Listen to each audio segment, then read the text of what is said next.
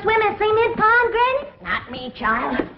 If the Lord had wanted me to swim around in water, he'd have given me fins. Oh, you sure are gussed up. Where you going? I'm going shopping for our Thanksgiving victuals. I hear your beau's coming to eat with us. I ain't got no beau.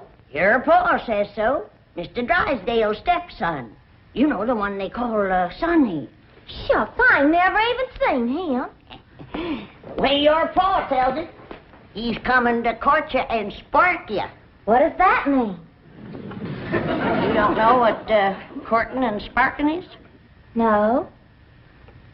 No, I guess you wouldn't at that. Well, when I get back, you and me better have a little talk. Have you ever been courted and sparked, Granny? Honey?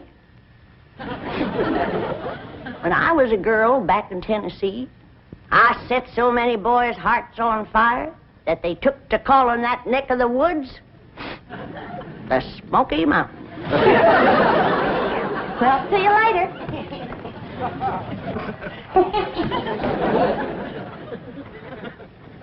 Daisy, you old heartbreaker. You still got it. That's the truth. Who are you stepping out with? Ain't stepping out with nobody. I'm going to the supermarket. What's a supermarket? I don't know. I reckon it's kind of like a general store. But that's where you have to go to buy your victuals out here. And there's some things I need for that Thanksgiving spread. Oh, say, speaking of Thanksgiving, we can use the big fancy eating table. I just finished notching the last pot passer. Think they'll reach? Well, I don't know. Let's give him a try. Jethro! Yeah, Granny? You all set to get took to the supermarket? No, not yet. Fetch me a pot to the fancy eating room. Yes, sir.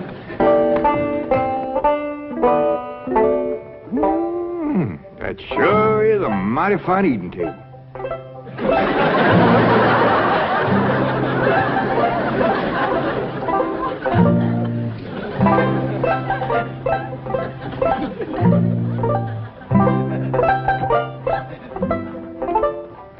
Jethro's fetching a pot. Granny, you gotta admit, folks built this table sure knowed what they was doing. It is built solid. It is that. You could set a half-dozen turkey gobblers on there and never sag it a bit. This here is a dandy idea, especially if you got young ones at the table. The plates won't slip off on the floor. Yeah, I've sure scrubbed up a mess of pone and sorghum. Bet nobody ever scrubbed up none from this floor. There's been plenty spilled on the table, though. Sorghum? Something sticky. I can't get that green tablecloth off there. Save me. Stuck on it? I can't imagine anybody to lay a clean tablecloth on a sticky table. Yeah, Granny, I reckon all women ain't as spick and span as you are when it comes to keeping house. Here you are, Granny. Set it in the middle of the table so we'll see if these pot passers reach.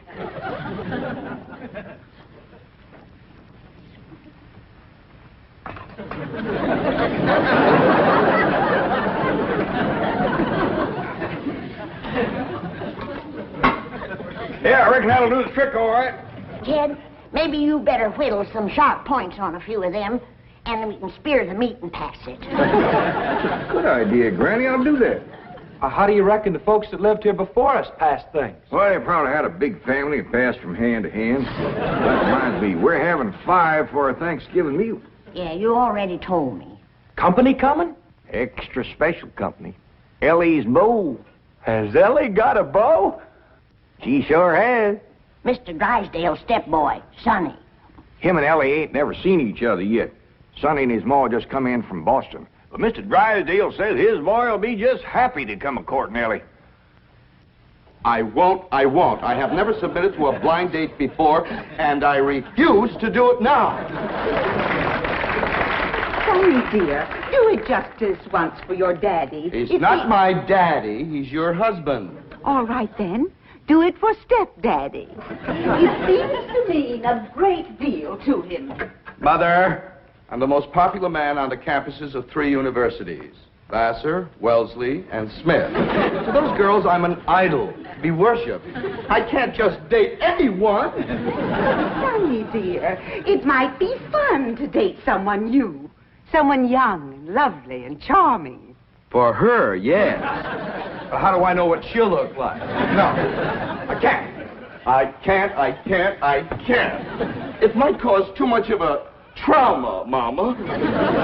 But your stepdaddy says she's very attractive. And it seems that she's the daughter of his wealthiest depositor, whom he wishes very much to please. Mother, what kind of a man have you married? He's selling me for a rich man's gold. It's sordid! Oh, it is sordid! It is sordid! No, my precious baby. I know it was wrong of me to marry a common bank president, but I wanted you to have everything, and all I could give you was the heritage of a fine old family. But it takes money, too, darling. Money, I hate that word. Makes the rich the social equal of us. Oh, no, dear. It could never do that. I wish you'd read the thesis I wrote on economics last week. Money and why it is not important. You know, for a boy who's been going to college for 17 years, you haven't learned much. Milburn, you must not throw it up to Sonny that he keeps going to college. He's trying to find himself. Don't take my advice. Don't look. Come on, dear. Let Sonny get dressed for his date. I'll draw him a nice hot bath. Try not to drown. Daddy? Just a moment, Daddy. You called me Daddy. You've never done that before. Well, don't ever do it again. I refuse to date a strange girl just to benefit your economic situation. Well, I've got news for you, Sonny. My economic situation and your economic situation have a very definite relationship. Money doesn't interest me. Who steals my purse steals trash. Well, you will have a date with Ellie Mae Clampett, and you'll be nice to her, or I'll cut off every penny of your trash. Milburn, did I hear you say that it's the Clampett girl you're asking Sonny to date? That's right. But, my dear, I haven't finished the genealogical check of their family tree. We don't know that Ellie Mae is socially acceptable for Sonny. Good heavens. Now, you listen to me, Sonny. Jed Clampett is thrilled at the prospect of his daughter having a date with you. A city boy, educated, refined. To him, you're a knight in shining armor, a handsome Prince Charming.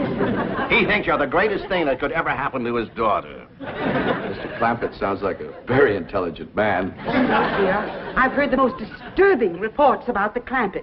I understand they're no better than peasants. Good heavens, a date with a girl like that is unthinkable.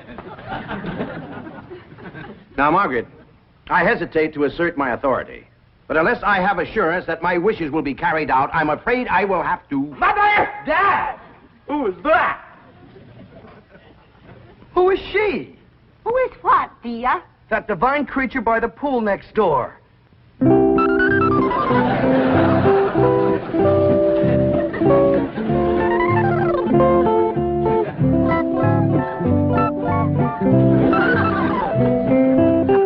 That's the Clampett girl, Ellie Mae.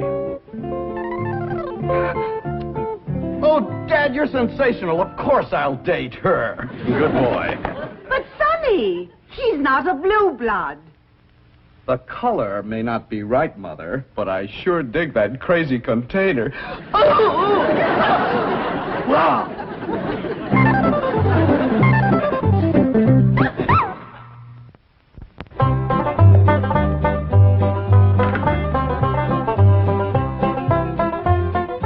Granny, you wearing perfume? Pure vanilla extract. You rascal. You're going to have that storekeeper's head just a spinning. That's the idea. Just because I got plenty of money don't mean I have to spend it all.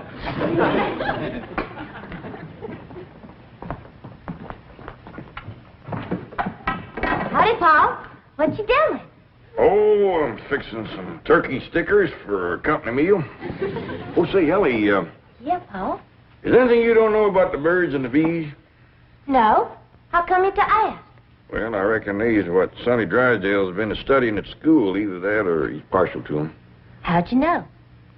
Well, when I mentioned to Miss Hathaway that you was going to be keeping company with Sonny Drysdale, she says, Mr. Clampett, she says, you better have a talk with your daughter about the birds and the bees. Shucks, I know all about the little critter. Well, that's how I figured you being raised in the woods and all. But I didn't let on to Miss Hathaway. I know she's just trying to be helpful. Granny says she's going to have a talk with me about courting and sparking. She is. Well, I'm glad of that, Ellie. I was kind of wondering who was going to do that. Paul, why don't you tell me about courting and sparking? Well, Ellie, that's something that a girl's ma usually tells her about. Well, I ain't got no ma, so why don't you tell me? Well, Granny will do it when she comes back. Well, what if she don't get back before Sonny Drysdale comes? Then I won't know how to court and spark him. Well, you ain't supposed to court and spark him. That's what a feller does to a girl. How? What does he do? Well, you get yourself all slicked up, shaves real close, shines his shoes, puts on a stiff collar and a clean shirt. And he goes to calling on the girl, toting a nice big store-bought box of candy. Hot diggity dog, I'm going to like courting and sparking. That's only the courting part. I ain't got to the sparking yet. What's that like, Paul? Well, she invites him to come in the parlor and sit. And they usually sit on the sofa or something, him on one end, her on the other. Yeah? Well, then he goes to carefully, little at a time, scooching down to where he's within reaching distance of the girl. Sonny Drysdale going to do that to me? He might. And when he does, that's when a girl has got to be careful. Don't you worry, Paul. If that rascal goes to reaching for my candy, I'll knock him clean off of that sofa.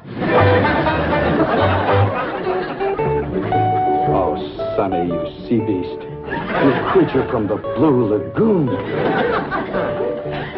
Now, my dear, don't you fling yourself overboard, because I'm not worth it. No, don't.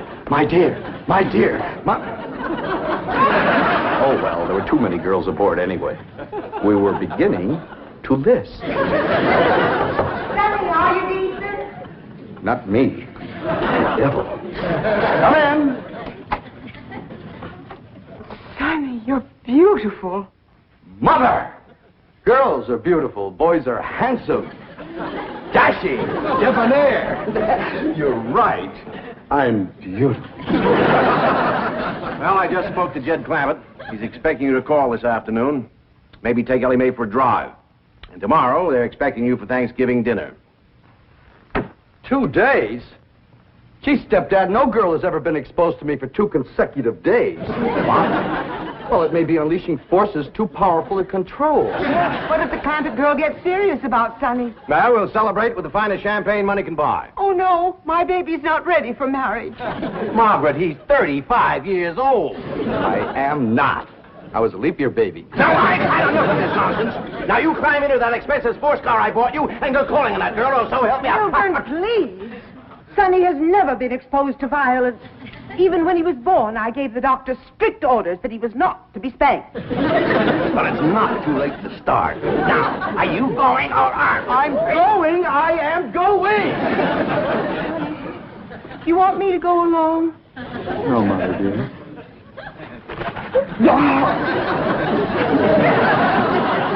For meat, Mr. Sonny? Why, no trouble at all. Hey, there, whack off as much as you want. Jed, he's back from the supermarket. What darnation is that? That is what you call a shopping cart. There's a sign down at the supermarket that says take one. So Granny did. But they's Indian givers. They wanted me to give it back when we were leaving. She didn't do it. Did you, Granny? You're darn tootin'. Oh, they sweet as honey when you first come in. But they give you a heap of trouble when you start to leave. What kind of trouble, Granny? Well, first you stand in a line with a kind of a gate. And at that gate there's a woman. She looks at what you've got. Then she starts to push a lot of little knobs. And bells start to ring. And a drawer pops open with a lot of money in it. Doggy. Then she tells you how much money to give her. She says to me, that'll be $28.25. And I says, now you make up your mind. Is it 28 or is it 25? And she says to me, that's 28.25. Well, I seen I wasn't getting no place with her. So I give her the benefit of the doubt and I plunked down 28. A quarter and 3 pennies. I reckon that pleased her. You'd have thought so, but not her. As I started through the gate, she says, "Hold on, madam, you're short." I said, "Maybe so, but I'm big enough to take you on." Granny was getting right mad. Well, you'd have got mad too, Jed. And you get after Ellie about running around in boys' pants. You should see those women in that supermarket. He was wearing boys' pants, was he? Some of them were in their underpants. Actually, I wanted to get Jethro out of there. Actually. And I did, too. By dingy, they didn't stop us. Good for you, Granny.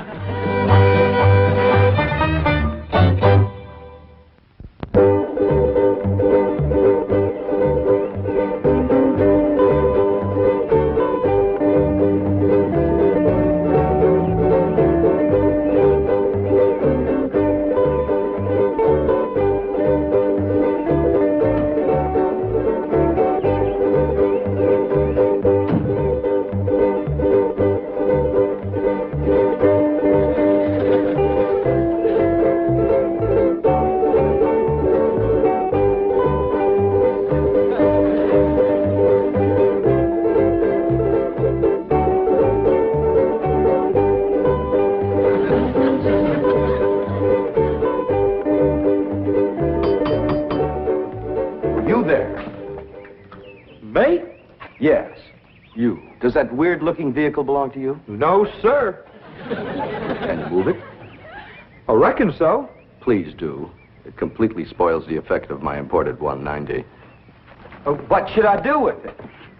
Oh, I don't care. Just get it out of sight. Hide it somewhere. Yes, sir. Sonny Drysdale to see Miss Clampett. Oh, come in, come in.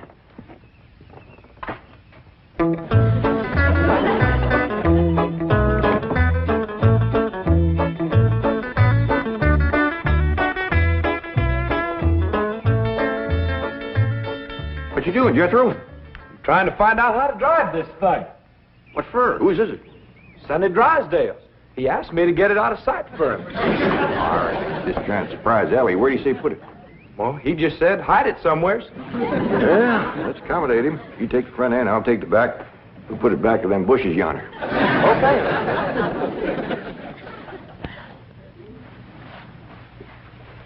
Is he towing a box of candy, Granny? He sure is, honey. All tied up with ribbon. Oh, Ellie. Child, you are just beautiful. Shall I sprinkle some vanilla extract on you? Better? No, I better not. Sometimes that drives them wild. I didn't get to talk to you about courting and sparking. Oh, that's all right, Granny. Pa told me. Oh, all right, now you follow me. Don't be nervous.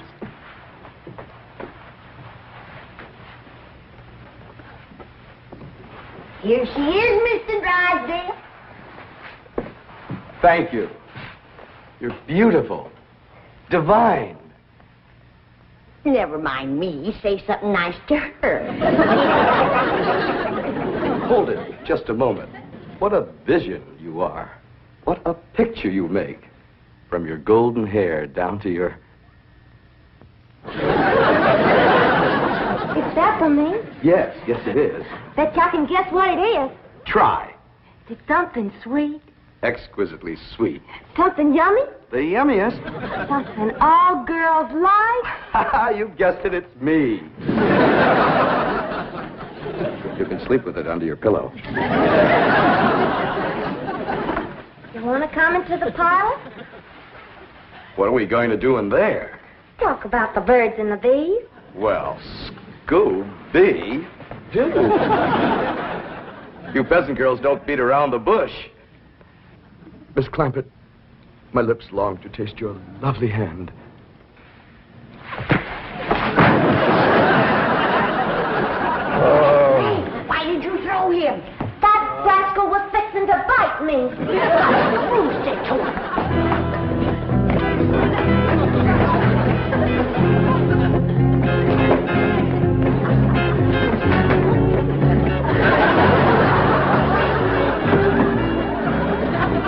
My car, where is it? Oh, it did good, ain't it? Ain't nobody can find where we put it. Big oaf, I'll destroy you.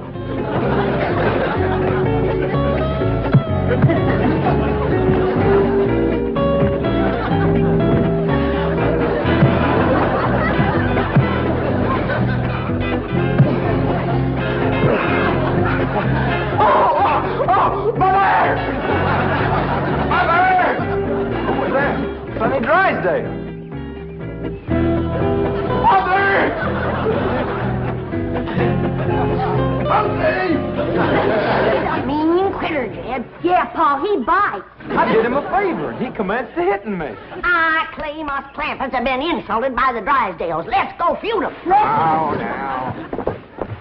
Why, we could whoop 'em with one hand tied behind us. We ain't got no cause to whoop 'em, Granny. No cause. Why, just yesterday I went over there to the Drysdales to borrow a cup of possum fat. And that butler fella that lives over there, he says to me, "You wouldn't pull my leg, would you?" And I said, "Well, one good turn deserves another. Stick it up here and I'll give it a yank." And do you know that he slammed the door right in my face? Let's go. Now, hold on. Now, we're all going to calm down. We'll go next door, talk to Mr. Drysdale. We'll straighten this whole thing out. Come on. There. Mother's baby is going to be all right. Was it just a dreadful experience, darling? Dreadful. Margaret, Sonny, the Clampetts are here. They followed me.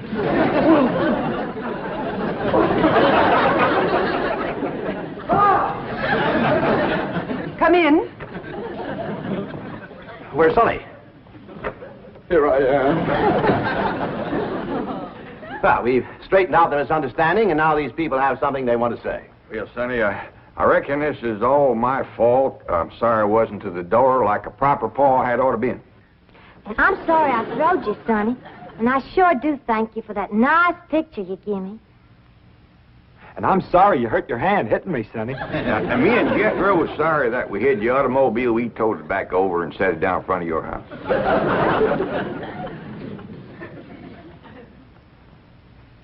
Well, I can't think of nothing I'm sorry for. But we sure would be proud to have you all come and take Thanksgiving victuals with us. Sonny and I wouldn't think. Of passing up an invitation like that. We'll be there, all of us. Let us say grace. We sure have got a lot to be thankful for, Lord. We got good health, and good neighbors, good food. Jethro's going to school. Ellys got a feller. I guess everything is just about fine, and we sure do thank you. Amen. Amen. Amen. Well, Jethro, hand out the pot passers and the meat stabbers, and let's get at it.